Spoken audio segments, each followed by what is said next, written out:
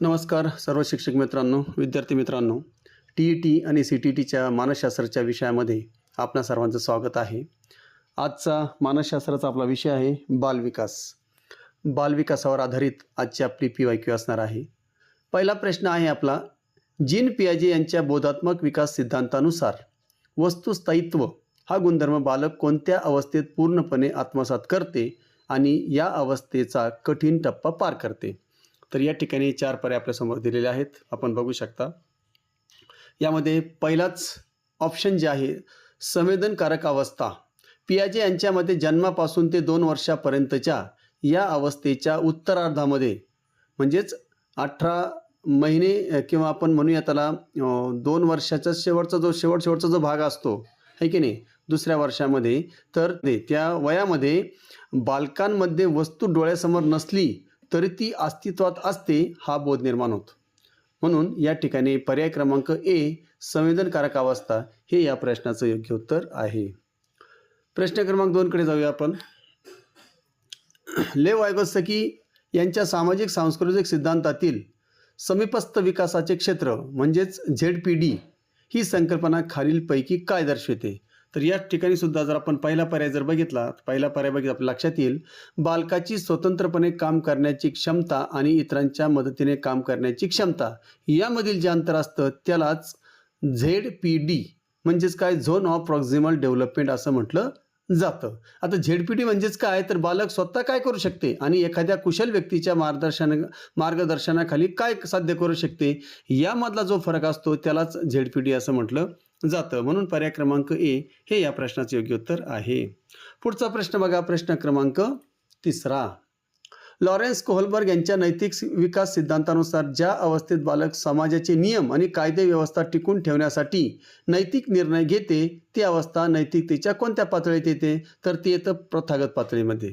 मग या ठिकाणी सुद्धा पहिला जो पर्याय आपला प्रथागत पातळी हे या प्रश्नाचे योग्य उत्तर असणार आहे. या पातळीत 4थ्या अवस्थेमध्ये कायदा व सुव्यवस्था अभिमुखता बालक सामाजिक व्यवस्था आणि कर्तव्याचं पालन करायला प्राधान्य देते.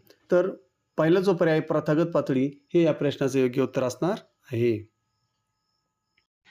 प्रश्न क्रमांक 4 बघा.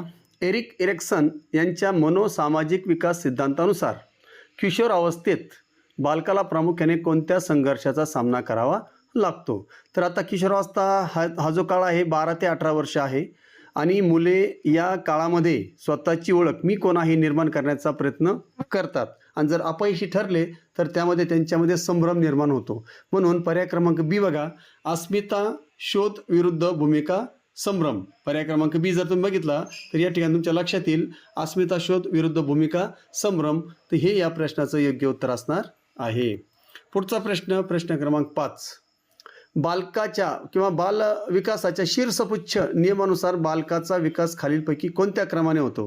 तर शीर्षपुच्छ म्हणजे डोक्याकडून, पुच्छ म्हणजे पायाच्या अंगठ्याकडे. म्हणून या ठिकाणी जर लक्षात आलं तर आपल्या बघा, तर शारीरिक विकासाची प्रक्रिया सगळ्यात अगदी डोक्याकडून सुरू होते. म्हणजे डोक्याच्या भागाचा विकास अगोदर होतो आणि नंतर तो खालच्या दिशेने सरकत जातो. म्हणून डोक्याकडून पायाच्या अंगठ्याकडे. पर्याय क्रमांक सी हे जे आहे या ठिकाणी आपण बघू शकतो, पर्याय क्रमांक सी हे या प्रश्नाचे योग्य उत्तर आहे, डोक्याकडून पायाच्या अंगठ्याकडे. चला पुढचा प्रश्न आहे प्रश्न क्रमांक 6. उरी ब्रॉनफेन ब्रेनर यांच्या परिस्थितिकीय प्रणाली सिद्धांतानुसार बालकाच्या विकासावर थेट प्रभाव टाकणारं त्याचं कुटुंब, शाळा आणि शेजारी हे कोणत्या प्रणालीचा भाग आहे? तर या ठिकाणी लक्षात ठेवायचं, पर्याय क्रमांक सी बघा. पर्याय क्रमांक सी बघितलं तुमच्या लक्षात येईल मायक्रोसिस्टम म्हणजेच मिसोटाईप आणि सूक्ष्म प्रणाली. तर मायक्रोसिस्टममध्ये अशा घटकाचा समावेश होतो ज्यांच्याशी बालक थेट आणि रोज संबंध ठेवत असते, जसे की कुटुंब आणि शाळा. म्हणून पर्याय क्रमांक सी हे या प्रश्नाचे योग्य उत्तर आहे. 7वा प्रश्न. अनुवंशिकता आणि पर्यावरण यांच्यातील संबंध स्पष्ट करताना खालीलपैकी कोणतं विधान सर्वात अचूक म्हणजे योग्य आहे? तर या ठिकाणी 4 विधान आपल्याला दिलेले आहे, 4ही विधान तुम्ही वाचू शकता. तर त्यामध्ये सर्वात शेवटचा जो पर्याय आहे पर्याय क्रमांक डी बघा. अनुवंशिकता बालकाच्या विकासाची संभाव्य मर्यादा ठरवते आणि पर्यावरण त्या मर्यादित विकासाची संधी देते. अनुवंशिकता पाया किंवा कच्चं साहित्य पुरवतं, लक्षात ठेवायचं. अनुवंशिकता काय करतं? पाया किंवा कच्चं साहित्य पुरवतं आणि पर्यावरण त्या संभाव्यतेचा किती विकास करायचा हे ठरवतं. म्हणून पर्याय क्रमांक डी हे या प्रश्नाचं योग्य उत्तर असणार आहे. 8वा प्रश्न. पियाजे यांच्या सिद्धांतातील अहम केंद्री विचार म्हणजे काय आणि तो प्रामुख्याने कोणत्या अवस्थेमध्ये आढळतो? तर हा जो काळ असतो हा वय वर्ष 2 ते 7 या काळामध्ये हा क्रियापूर्व अवस्था असते. क्रियापूर्व अवस्थेमध्ये विद्यार्थ्याला असं वाटतं, बालकाला असं वाटतं की जग जसे आहे, जसं त्याला दिसतं तसं इतरांना सुद्धा दिसतं. ते दुसऱ्यांचा विचार समजू शकत नाही. म्हणजेच पर्याय क्रमांक सी, दुसऱ्यांचा दृष्टिकोन समजून घेण्यामध्ये ते असमर्थता त्यामध्ये असते. याच काळाला क्रियापूर्व अवस्था असं म्हटलं जातं. म्हणून पर्याय क्रमांक या ठिकाणी जर आपण बघू शकता, पर्याय क्रमांक सी जो आहे तो पर्याय क्रमांक सी हे या प्रश्नाचं योग्य उत्तर आहे. चला पुढे जाऊया आपण प्रश्न क्रमांक 9 कडे. अल्बर्ट बांडोरा यांच्या सामाजिक अध्ययन सिद्धांतानुसार निरीक्षणात्मक अध्ययनाचा योग्य क्रम कोणता? तर या ठिकाणी 4 पर्याय आपल्या समोर दिलेले आहेत.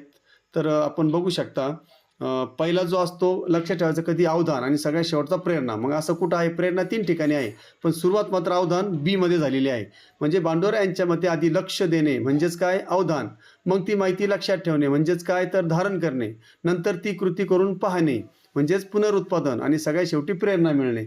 अशा प्रकारे हा योग्य क्रम आहे. पर्याय क्रमांक बी या प्रश्नाचं योग्य उत्तर आहे. पुढचा प्रश्न, प्रश्न क्रमांक 10 कडे जाऊया. भाषिक विकासाच्या संदर्भात नॉम चॉम्स्की यांनी मांडलेली कोणती संकल्पना मानवी बालकामध्ये उपजत भाषा शिकण्याची क्षमता दर्शविते? आता या ठिकाणी लक्षात ठेवा, नॉम चॉम्स्की आलं आणि उपजत भाषा शिकण्याची क्षमता म्हणजे LAD, लँग्वेज ॲक्विजिशन डिव्हाइस म्हणजेच काय? भाषा संपादन साधन असं त्या प्रश्नाचं उत्तर आहे. म्हणजेच त्याला शॉर्टमध्ये LAD असं म्हटलं जातं. तर या ठिकाणी आपल्याला पर्याय कुठं आलेला आहे? पर्याय क्रमांक पहिलाच पर्याय बघा, पर्याय क्रमांक हे भाषा संपादन साधन. मग चॉम्स्की यांच्यामध्ये मानवी मेंदूत जन्मताच एक जैविक यंत्रणा, त्यालाच LAD असं म्हणतात, LAD, जी बालकाला व्याकरण आणि भाषा वेगाने शिकण्यास मदत करते. म्हणून पर्याय क्रमांक ए हे या प्रश्नाचं योग्य उत्तर आहे. पुढचा प्रश्न, 11वा प्रश्न बघा. नॉम चॉम्स्की यांच्या मते सर्व मानवी भाषांमागे एक सामायिक व्याकरण असते, ज्याला त्यांनी काय नाव दिले आहे? तर या ठिकाणी 4 पर्याय आपल्या समोर दिलेले आहेत. तर चॉम्स्की यांनी युनिव्हर्सल ग्रामरचा सिद्धांत मांडलेला आहे, युनिव्हर्सल ग्रामरचा, ज्याच्यानुसार मानवी बालक जन्मतःच सर्व भाषांच्या मूळ संरचनेचे नियम समजण्याची क्षमता घेऊन येते. म्हणून पर्याय क्रमांक टी, सार्वत्रिक व्याकरण म्हणजे युनिव्हर्सल ग्रामर हे या प्रश्नाचं योग्य उत्तर असणार आहे. चला पुढचा प्रश्न 12वा.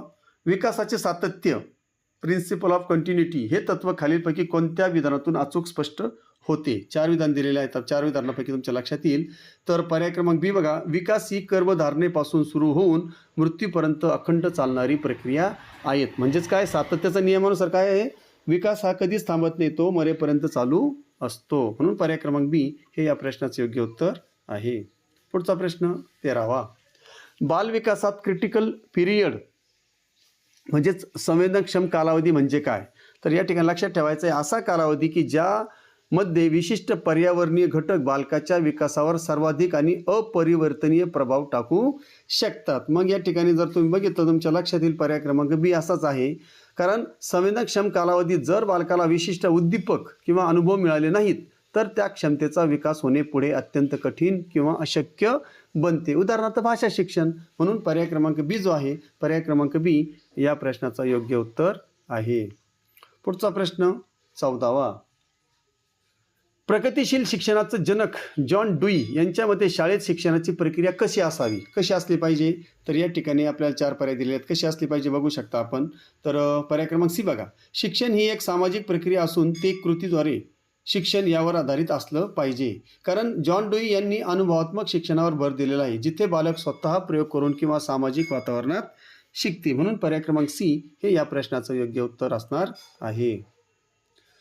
15वा प्रश्न बघा. सिग्मंड फ्राईड यांच्या मनोविश्लेषण सिद्धांतानुसार मानवी व्यक्तिमत्वाचा कोणता भाग तात्काळ आनंद प्राप्ती या तत्वावर काम करतो? तर या ठिकाणी युगो, चेतनमन, सुपर युगो आणि ईद. तर या ठिकाणी ईद किंवा इदम. तर या ठिकाणी ईद किंवा इदम जो आहे तो या ठिकाणी पर्याय क्रमांक डी जे आहे ते या प्रश्नाचं योग्य उत्तर होणार आहे. कारण ईद जो आहे हा पूर्णपणे सुप्त मनात असतो आणि त्याला सामाजिक नियमांची पर्वा नसते. ती केवळ वासना आणि तात्काळ आनंदाची मागणी करतो. म्हणून पर्याय क्रमांक डी हे या प्रश्नाचं योग्य उत्तर असणार आहे. चला पुढच्या प्रश्नाकडे जाऊया आपण. प्रश्न क्रमांक 16. हायड्रॉलिक प्रेस किंवा कठीण समस्या सोडवताना बालक जुन्या योजनांमध्ये बदल करून नवीन माहिती सामावून घेतं, या पियाजे यांच्या प्रक्रियेला काय म्हणतात? तर या ठिकाणी लक्षात ठेवायचं, जेव्हा जुनी माहिती नवीन अनुभव समजण्यास पुरेशी ठरत नाही तेव्हा बालक आपल्या मूळ विचार संरचनेत किंवा रचनेत बदल करते, म्हणजे सीमा बदलते. त्याला काय म्हणतात? तर त्याला संयोजन किंवा व्यवस्थापन असं सुद्धा म्हटलं जातं. काही वेळा त्याला समायोजन सुद्धा म्हटलं जातं. पर्याय क्रमांक ए या ठिकाणी हा पर्याय दिलेला आहे, म्हणून पर्याय क्रमांक ए हे या प्रश्नाचं योग्य उत्तर होणार आहे. पुढचा प्रश्न क्रमांक 17. एका 5 वर्षाच्या मुलाला 2 समान आकाराच्या ग्लासमध्ये समान प्रमाणात दूध दिले जातं, पण एका उंच आणि अरुंद ग्लासमध्ये दूध ओतल्यानंतर त्याला वाटते की त्यात दूध जास्त आहे. पियाजे यांच्यानुसार कोणत्या संकल्पनेचा त्या ठिकाणी अभाव आहे? कोणत्या गोष्टीचा अभाव आहे? तर त्याचा विकेंद्रीकरण आणि संवर्धन या क्षमतेचा त्या ठिकाणी अभाव दिसतो. कारण बालक केवळ दुधाच्या पातळीवर लक्ष केंद्रित करतो, रुंदीकडे मात्र काय करतो? दुर्लक्ष करतो. म्हणजेच त्याच्यात वस्तूचा आकार, संवर्धन म्हणजेच काय? तर वस्तूचा आकार बदलला तरी प्रमाण बदलत नाही हे समजणे, याला संवर्धन म्हणतात. या क्षमतेचा अभाव असतो. म्हणून पर्याय क्रमांक या ठिकाणी तुम्ही बघू शकता, पर्याय क्रमांक ए विकेंद्रीकरण आणि संवर्धन हे या प्रश्नाचं योग्य उत्तर असणार आहे. पुढचा प्रश्न 18. खालीलपैकी कोणते वैशिष्ट्य बाल केंद्रित शिक्षण पद्धतीचं नाही? म्हणजेच काय? विद्यार्थी केंद्रित शिक्षण पद्धती नाही. पहिला जर बघितला तर तो शिक्षक केंद्रित आहे.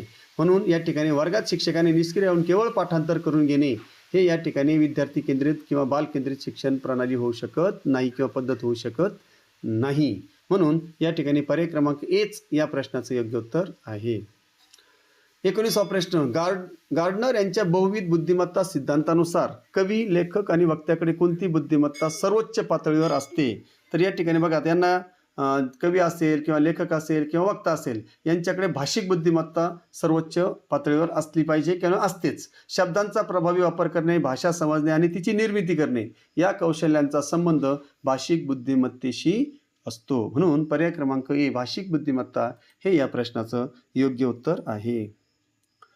20वा प्रश्न बघा. विशेष गरजा असणाऱ्या बालकांना म्हणजे CWSN सामान्य मुलांसोबत एकाच वर्गात खोलीत किंवा वर्गखोलीत सर्व सुविधांसह शिकवणे याला शिक्षणाच्या कोणत्या प्रकारात समाविष्ट केले जाते? असा प्रश्न या ठिकाणी आहे. तर आपल्याला या ठिकाणी 4 पर्याय दिलेले आहेत. तर समावेशक शिक्षणाचा नियम आहे की कोणत्याही भेदभावाशिवाय सर्व प्रकारच्या मुलांना एकत्रित शिकवणे आणि त्यांच्या गरजानुसार शाळेत बदल करणे म्हणजे समावेशक शिक्षण. पर्याय क्रमांक ए हे या प्रश्नाचं योग्य उत्तर आहे. पुढचा बघा 21वा प्रश्न. बायोलॉजिकल किंवा अनुवंशिक घटकाच्या प्रभावामुळे होणाऱ्या शारीरिक बदलांना जसे की उंची वाढणे, वजन वाढणे बालमानसात अचूकपणे काय म्हटले जाते? तर याला या ठिकाणी परिपक्वता असं म्हटलं जातं. कारण परिपक्वता ही अनुवंशिकतेने निश्चित केलेली जैविक क्रमबद्ध प्रक्रिया आहे जी वयानुसार शारीरिक बदलांना कारणीभूत ठरते. म्हणून परिपक्वता हे ह्या प्रश्नाचं योग्य उत्तर असणार आहे. पर्याय क्रमांक सी. चला पुढे जाऊया. 22वा प्रश्न. वायगोत्स्की यांच्या सिद्धांतानुसार जेव्हा बालक स्वतःच्या वर्तनाला दिशा देण्यासाठी स्वतःशीच मोठ्याने बोलते त्या भाषणाला काय म्हटलं जातं? त्याला एक तर सोगत म्हटलं जातं किंवा खाजगी भाषण म्हटलं जातं. तर पर्याय क्रमांक डी आपल्याला दिलेला आहे. म्हणजेच काय? प्रायव्हेट स्पीच हे बालकाच्या स्वतःच्या विचारांचं नियमन करण्याचं एक महत्त्वाचं साधन आहे ज्याच्यातून विकास हा चांगल्या प्रकारे होत असतो. म्हणून पर्याय क्रमांक डी खाजगी भाषण हे या प्रश्नाचं योग्य उत्तर आहे. प्रश्न 23वा. कॅरल गिलिगन यांनी कोहलबर्ग यांच्या नैतिक विकास सिद्धांतावर प्रामुख्याने कोणत्या कारणास्तव टीका केली होती? तर या ठिकाणी 4 पर्याय दिलेले. कोणत्या कारणास्तव टीका केली ती? तर या ठिकाणी त्यांचं असं म्हणणं आहे की हा सिद्धांत स्त्रियांच्या नैतिकतेकडे काय करतो? दुर्लक्ष करतो आणि तो पुरुष केंद्रित आहे. म्हणजेच काळजीची नैतिकता जी आहे त्याच्याकडे दुर्लक्ष झालेलं आहे. स्त्रियांचे नैतिक निर्णय, नातेसंबंध आणि काळजी यावर आधारित असतात, तर पुरुषांचे न्यायावर आधारित असतात, जे कोहलबर्ग यांनी विचारात घेतलेलं नाही असं त्यांचं म्हणणं आहे. म्हणून पर्याय क्रमांक सी जो आहे तो सी हे या प्रश्नाचं योग्य उत्तर आहे.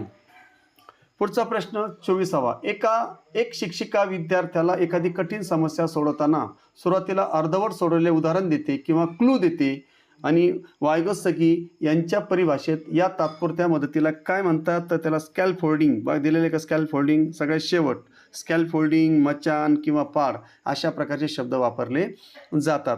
आता स्कॅलफोल्डिंग म्हणजेच काय, तर बालकाला त्याचं ध्येय साध्य करण्यासाठी शिक्षकाकडून किंवा प्रौढाकडून दिली जाणारी तात्पुरती मदत होय, हे लक्षात ठेवायचं आहे. चला, पर्याय क्रमांक डी हे या प्रश्नाचं योग्य उत्तर आहे.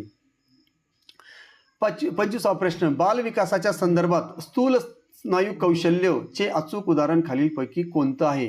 आता स्थूल स्नायू कौशल्य म्हणजेच काय, तर उडी मारणे, धावणे, पोहणे यामध्ये शरीराच्या मोठ्या स्नायूंचा म्हणजे हात आणि पाय यांचा वापर होतो आणि या स्नायूला स्थूलनायू असं म्हटलं जातं किंवा याला स्थूलनायू कौशल्य सुद्धा म्हटलं जातं. म्हणून पर्याय क्रमांक बी जो आहे, पर्याय क्रमांक बी आपण बघू शकता, दोन्ही पायांवर उडी मारणे किंवा धावणे हे या प्रश्नाचं योग्य उत्तर असणार आहे. 26वा प्रश्न बघा, लहान मुलांमध्ये आढळणारा डिस्लेक्सिया हा प्रामुख्याने कोणत्या प्रकारचा विकास दोष किंवा अक्षमता दर्शवितो? आता डिस्लेक्सिया म्हणजेच त्याला वाचनामध्ये किंवा आकलनविषयक जी काही क्षमता आहे, आमिर खानचा चित्रपट तारे जमी पर हे आपल्या डोळ्यासमोर आलं पाहिजे, तर त्या ठिकाणी डिस्लेक्सिया म्हणजेच वाचनाशी संबंधित हा विकार आहे, ज्यामध्ये बालकाला अक्षरे ओळखण्यात आणि वाचण्यात कठीण जातं. म्हणून पर्याय क्रमांक सी बघा या ठिकाणी दिलेला आहे. पर्याय क्रमांक सी जो आहे, पर्याय क्रमांक सी हे या प्रश्नाचं योग्य उत्तर असणार आहे. चला पुढे जाऊया. 27वा प्रश्न, खालीलपैकी कोणते विधान विकासाच्या तत्वांचं उल्लंघन करते किंवा चुकीचं आहे? आता जर तुम्ही बघितलं तर पर्याय आपल्या समोर बघा, चुकीचं विधान कोणतं आहे म्हणजेच काय, तर विकासाच्या तत्वाचं उल्लंघन काय करतं, तर शारीरिक विकास आणि मानसिक विकास हा एकमेकांशी काहीही संबंध नसतो, हे विधान चुकीचं आहे. कारण का, विकासाचे सर्व पैलू शारीरिक, मानसिक, भावनिक एकमेकांशी घट्ट जोडलेले असतात आणि परस्परावर ते अवलंबून असतात. म्हणून या ठिकाणी काही संबंध नसतो, हे विधान चुकीचं आहे. म्हणून पर्याय क्रमांक सी हे या प्रश्नाचे योग्य उत्तर आहे. 28वा प्रश्न, गुणात्मक बदल हे प्रामुख्याने कशाचं वैशिष्ट्य मानलं जातं? तर या ठिकाणी विकासामध्ये कार्यक्षमतेत होणारे बदल, विचार करण्याची पद्धत आणि भावनिक प्रगती या सर्वांचा समावेश होतो, जे गुणात्मक असतात, ते आपल्याला गुणात्मकच दिसून येतात. म्हणून याला समग्र विकासाचे, या ठिकाणी समग्र बाल विकासाचे पर्याय क्रमांक डी हे या प्रश्नाचं उत्तर आहे. कारण गुणात्मक बदल म्हणजेच काय, समग्र विकासाचं ते वैशिष्ट्य मानलं जातं. म्हणून डी हा जो आहे या प्रश्नाचा योग्य पर्याय आहे, योग्य उत्तर आहे. 29वा प्रश्न बघा, प्रसिद्ध मानसशास्त्रज्ञ थॉर्नडाईक यांच्या प्रयत्न प्रमाद अध्ययन सिद्धांतातील कोणता नियम बालकाच्या शिकण्याची मानसिक तयारी स्पष्ट करतो? तर या ठिकाणी जर तुम्ही बघितलं तर सगळ्यात शेवटचा पर्याय बघा, सज्जतेचा किंवा तयारीचा नियम. तर सज्जतेच्या नियमानुसार जोपर्यंत बालक शारीरिक किंवा मानसिक शिकण्यासाठी तयार नसते तोपर्यंत त्याला सक्तीने शिकवता येत नाही, आणि जर सक्ती केली तर ते बालक शिकत नाही. म्हणजेच ते शिकण्यासाठी सज्ज असलं पाहिजे किंवा तयार असलं पाहिजे, याला सज्जतेचा किंवा तयारीचा नियम असं म्हटलं जातं. म्हणून पर्याय क्रमांक डी हे या प्रश्नाचे योग्य उत्तर आहे. चला पुढचा प्रश्न, शेवटचा प्रश्न, बालकाच्या समाजीकरणाची प्राथमिक संस्था खालीलपैकी कोणती मानली जाते, जी सर्वात आधी प्रभाव पाडते? तर या ठिकाणी लक्षात ठेवायचं आहे, बालकाची शिक्षण जे सुरू होतं ते कुटुंबापासून सुरू होतं. म्हणजेच काय, तर या ठिकाणी कुटुंब आणि पालकाचे वातावरण म्हणजेच पर्याय क्रमांक सी, जन्मानंतर बालक सर्वात आधी कुटुंबाच्या संपर्कात येते आणि तिथूनच त्याचं प्राथमिक संस्कार व सामाजिकरण सुरू होते. म्हणून पर्याय क्रमांक सी हे या प्रश्नाचं योग्य उत्तर आहे. आशा करतो की तुम्हाला व्हिडिओ आवडला असेल, प्रश्न समजले असतील. जर समजले असतील तर नक्की चॅनलला सबस्क्राईब करा, व्हिडिओला लाईक करा, कमेंट्स करा, जेणेकरून माझ्यापर्यंत तुमच्या भावना, तुमचे प्रश्न येऊ शकतील आणि मलाही त्या ठिकाणी प्रेरणा मिळेल. आशा करतो आणि पुन्हा या ठिकाणी थांबतो. पुन्हा नवीन व्हिडिओमध्ये भेटूया आपण. तोपर्यंत जय हिंद, जय महाराष्ट्र.